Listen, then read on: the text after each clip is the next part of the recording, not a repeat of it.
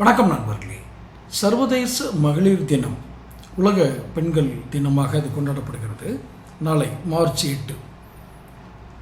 சர்வதேச மகளிர் தினம் கொண்டாடப்பட வேண்டிய பின்னணி, அது இன்றைய நவீன பொருளாதார யுகத்தில் இதெல்லாம் அவசியமாகிறது. இதை வைத்து ஒரு வணிகம் நடக்கிறது. பெண்மையை நாம் எப்பொழுதுமே மதிக்கக்கூடிய ஒரு தேசத்தில் வாழ்கிறோம். ஆனால் அது சர்வதேச அளவில் வரும் பொழுது நாமும் அதை கொண்டாடித்தான் ஆக வேண்டும். இந்த நேரத்தில் ஒரே ஒரு கேள்விதான், பெண்கள் பொருளாதார சுதந்திரம் அடைந்திருக்கிறார்களா? தனி உரிமை கொள்கைகள் வெற்றி பெற்றது.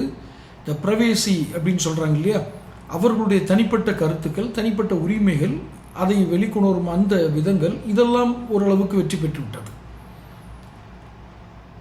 இந்திய நிறுவனங்களில், சர்வதேச நிறுவனங்களில் உயர் தலைமை பதவிகளில் பெண்கள் நியமிக்கப்படுகிறார்கள், இராணுவத்தில் நியமிக்கப்படுகிறார்கள், விமானம் ஓட்டுகிறார்கள், போர் பயிற்சிகளில் ஈடுபடுகிறார்கள், காவல்துறையில் பணிபுரிகிறார்கள் என்று எல்லா தரப்பிலும் ஆணுக்கு நிகரான எண்ணிக்கையில் இருக்கிறார்களோ இல்லையோ அது வேறு விஷயம். ஆனால் அவர்கள் கிட்டத்தட்ட ஒரு பழைய ஒப்பீட்டளவில் பழைய நிலையிலிருந்து இப்போது எவ்வளோ முன்னேறி வந்திருக்கிறார்கள்.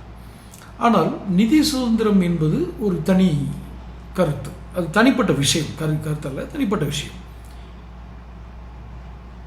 ஒரு பன்னாட்டு நிறுவனத்தின் தலைமை பொறுப்பில் இருக்கக்கூடிய ஒரு பெண்மணி என்று வைத்துக் கொள்ளுங்கள், அல்லது அரசு அலுவலகத்தில் உயர் அதிகாரியாக இருக்கக்கூடிய பெண் என்று வைத்துக் கொள்ளுங்கள். ஒரு மதிப்பீட்டு அளவிற்காக சொல்கிறேன். அந்த அலுவலகத்தில் அல்லது அது மாதிரி இடங்களில் அவங்க தான் தலைமை பொறுப்பில் இருப்பாங்க. அவங்களுக்கு கீழ் ஆண்கள் பணியாற்றுவார்கள், மற்ற பெண் ஊழியர்களும் பணியாற்றுவார்கள். ஆனால் நிதி சுதந்திரம் என்பது தனக்கு கிடைக்கும் வருமானத்தை, ஊதியத்தை எப்படி செலவு செய்கிறார்கள் என்பதில்தான் அந்த நிதி சுதந்திரம் இருக்கிறது. அவர்கள் சம்பாதிக்கும் உரிமையை பெற்றார்கள், வேலை பெறும் உரிமையை பெற்றார்கள். அதில் அவர்களுக்கு ஒரு பணி பாதுகாப்பு, பொருளாதார பாதுகாப்பு இருந்தது. ஆனால் நிதி சுதந்திரம் என்பது தான் பெற்ற ஊதியத்தை, தனக்கு வரும் ஊதியத்தை அத்தனை சுதந்திரமாக அவர்கள் செலவிட முடியுமா? இதுதான் நமது கேள்வி. அது எப்படி நீங்கள் வாட்டுக்கு போகிற போக்கில் அப்படி இருக்கான்னு சொல்கிறீங்க, செலவு பண்ணலையா அப்படின்னு கேட்டால் இன்னும் கட்டுப்பாடுகள் இருக்கிறது என்று தான் நான் சொல்வேன். சுதந்திரமே இல்லை, அந்த நிதி சுதந்திரமே உங்களுக்கு இல்லை, செலவழிக்கிற சுதந்திரமே இல்லைன்னு நான் சொல்ல வரல. ஆனால் அந்த அவர்கள் பெற்ற பணத்தை, தன் ஊதியத்தின் மூலமாக, உழைப்பின் மூலமாக, தன்னுடைய வேலையின் மூலமாக பெறப்பட்ட பணத்தை அவர்கள் செலவழிக்கும் சுதந்திரம் அவர்களுக்கு கட்டுப்படுத்தப்படுகிறது. தன் கணவனையோ சகோதரனையோ தந்தையவோ கேட்காமல் அவர்களால் அத்தனை எளிதாக செலவு செய்துவிட முடியாது என்று தான் நான் நினைக்கிறேன். அப்படி இருக்கும் பெண்கள் ஒரு குறிப்பிட்ட சதவீதம் தான் இருப்பார்கள். எல்லோருக்கும் அந்த சுதந்திரம் இருக்காது. இன்னொரு வகையில் பொருளாதார சுதந்திரம், அந்த எக்கனாமிக்கல் லிபர்ட்டி வேறு வகையான தளத்திற்கு இந்த பெண்களை எடுத்து சென்று விட்டதோ என்ற ஒரு ஐயமும் எனக்கு இருக்கிறது.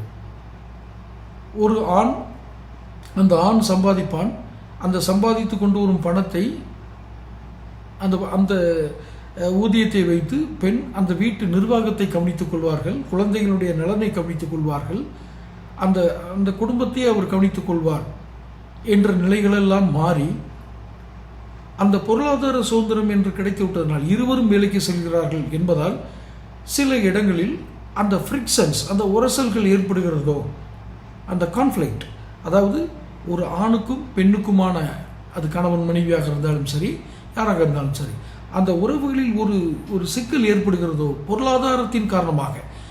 பொருளாதார ரீதியாக ஒரு ஆணை சார்ந்திருக்கும் பெண்ணின் உளவியலும், பொருளாதார சுதந்திரம் அடைந்துவிட்ட ஒரு பெண்ணினுடைய உளவியல் நிலைப்பாடும் வெவ்வேறு தளங்களை கொண்டது. இது நாம் நடைமுறையில் கண்கூடாக பார்க்கிறோம்.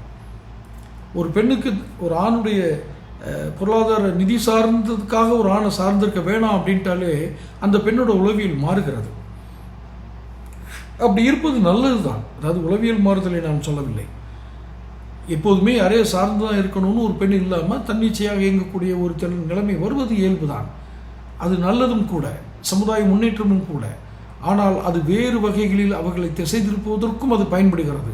இதை சொல்கிறதுனால இவர் பிற்போக்குவாதி, இவருக்கு வந்து பெண் சுதந்திரம்னால இவர் எதிராக பேசுகிறாருங்கிற நிலைப்பாட்டுக்கு போயிட வேண்டாம். அந்த நிதி சுதந்திரம் அவர்களை வேறு வகைகளில் கூட திருப்பி விடுகிறது. அது மிக குறைவாக தானே இருக்குது. அதை போய் எதுக்கு சுட்டி காட்டி அதையும் கெடுக்கிறீங்க அப்படின்னு சொல்லக்கூடிய குரலும் எனக்கு கேட்கிறது. ஆனால் நீங்கள் 97% நன்மை நடந்தாலும் ஒரு 3%, 99% நன்மை நடக்குன்னு வச்சுக்கோங்களேன்.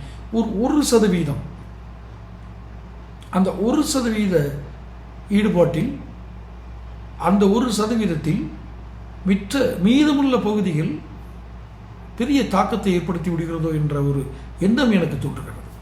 நான் பெண்களுக்கு நிதி சுதந்திரமே கொடுத்து விடக்கூடாது, அவர்கள் வந்து வேலைக்கே போகக்கூடாது, அப்படியே ஊதியம் வாங்கினாலும் கணவன்கிட்ட கொண்டு கொடுத்துடணும்னு நான் சொல்லவே வரல. அது என் நோக்கமும் அல்ல. எங்கோ ஏதோ ஒரு காலங்களில் மிக அதிகமாக சித்திரவதைகளுக்கு உட்பட்டு அடிமைப்படுத்தப்பட்டு இப்போ தான் அவங்க எந்திரிச்சு மேலே வர்றாங்க. இப்போ போய் நீங்கள் இந்த மாதிரி கருத்துக்களை திணிச்சிடாதீங்கன்றீங்க. என் பதிவின் நோக்கத்தை புரிந்து கொள்ளுங்கள். நிதி சுதந்திரம், செலவழிக்கும் சுதந்திரம், இதெல்லாம் இன்னும் கட்டுப்பாட்டில் இருக்கிறது அப்படிங்கிறத சுட்டி காட்டுற அதே நேரத்தில் முழு சுதந்திரமும் அளிக்கப்பட்டால் என்னென்ன தாக்கங்கள் வரும் என்பதையும் சேர்த்து தான் நான் இதில் சுட்டி காட்டுறேன். இதில் எந்த குழப்பமும் இல்லை. இந்திய சமூகங்கள் திருமணம் என்ற ஒரு வரைமுறைக்குள் ஆண் பெண் இணைந்து வாழ வேண்டும் என்ற ஒரு திருமண அமைப்பு கொண்டது. ஒரு ஆண் துரதிர்ஷ்டவசமாக இறப்பு நேரிட்டால், மரணம் நேரிட்டால், ஒரு பெண்ணுக்கு வேலை இருந்தாலோ அல்லது சம்பாதிக்கும் திறன் இருந்தாலோ அந்த மீதமுள்ள காலங்களில் அந்த பெண்ணுடைய காலத்திற்கும் அந்த குழந்தைகளுடைய காலத்திற்கும் அந்த பெண்ணால் சுதந்திரமாக இயங்க முடியும். இப்படி ஒரு நன்மை இருக்கிறது, மறுக்கவில்லை. பெண்ணும் வேலைக்கு செல்வதும் ஊதியம் சம்பாதிப்பதும் ஊதியம் பெறுவதும் இது ஒரு மாபெரும் மாற்றத்தை ஏற்படுத்தி இருக்கிறது. எந்த அதில் கருத்து வேறுபாடும் இல்லை. ஆனால் இந்த நிதி சுதந்திரம் கட்டுப்பாட்டுக்குள் தான் இருக்கிறது என்பதும், ஒரு யாரையோ சார்ந்து தான் அவங்க காலம் முழுவதும் வாழ்ந்தாகணும், சம்பாதிச்சாலும் சரி. தன் வாழ்க்கை துணையை இழக்கிற ஒரு பெண்ணை வச்சுக்கோங்களேன். ஆனாலும் அது சம்பாதிக்கும் திறன் மட்டுமே அதுக்கு உரிமை. செலவழிக்கும் திறன் தன் சகோதரனை சார்ந்திருக்கும். எப்போதுமே யாரோ ஒருத்தரை சார்ந்துதான் அது இயங்க வேண்டும் என்று இந்த உலக சூழலியல் அவர்களை நிர்பந்தப்படுத்தி வைத்திருக்கிறது, அல்லது ஒரு வளையத்துக்குள் அதை அடைத்து வைத்திருக்கிறது. சர்வதேச பெண்கள் தினத்தில் இதை கூறுவதால் மட்டும்தான் இதை பற்றிய ஒரு விவாதங்களோ அல்லது இதை பற்றிய ஒரு விழிப்புணர்வோ ஏற்படும் என்பதால் இந்த பதிவை நான் சர்வதேச மகளிர் தினத்தில் நான் வெளியிடுகிறேன். நான் சொல்லும் கருத்துக்களை மிக சரியாக புரிந்து கொள்வீர்கள் என்று நம்புகிறேன். நிதி சுதந்திரத்தால் அல்லது செலவழிக்கும் திறனால் ஒரு குடும்பத்தையே பால்படுத்திய பெண்கள் இனம் என்பது வேறு. அது மிக மிக மிக மிக குறைந்த சதவீதமாக தான் இருக்கும். ஆனால் அது அப்படியும் ஏற்படுத்துகிறது என்பதையும் இங்கு நாம் கவனிக்க வேண்டும். அதை கவனத்தில் கொள்வதால் இன்னும் சரியாக நாம் இந்த நிதி சுதந்திரத்தை பயன்படுத்தலாம் பெண்கள் என்பதால் தான் இதில் இருக்கும் எதிர்மறை விளைவுகளையும் இணைத்தே நான் இந்த பதிவில் போட்டேன். முழுவதுமாக கேட்டால்தான் இந்த வீடியோ புரியும். இது பெண் சுதந்திரத்துக்கு எதிரானது அப்படி இப்படின்னு எந்த முடிவுக்கும் வராமல் நீங்கள் ஒரு குறிப்பிட்ட அந்த ஒரு கருத்தாக்கத்துக்குள், இந்த கருத்தாக்கம் மிக சரியாக சென்றடையும் என்ற நோக்கத்திற்குள் நீங்கள் புரிந்து கொள்ள இயலும். தொடர்ந்து நம் சேனலை பாருங்கள். நிறைய மருத்துவ விழிப்புணர்வு பதிவுகள், நிறைய பதிவுகள் இடுறேன், நேர்காணல்கள் எல்லாம் இடுறேன். நீங்கள் சேனல் சப்ஸ்கிரைப் பண்ணியிருந்தீங்கன்னா உங்களுக்கு எல்லா பதிவுகளும் வந்து சேரும். தொடர்ந்து பேசுவோம். நன்றி.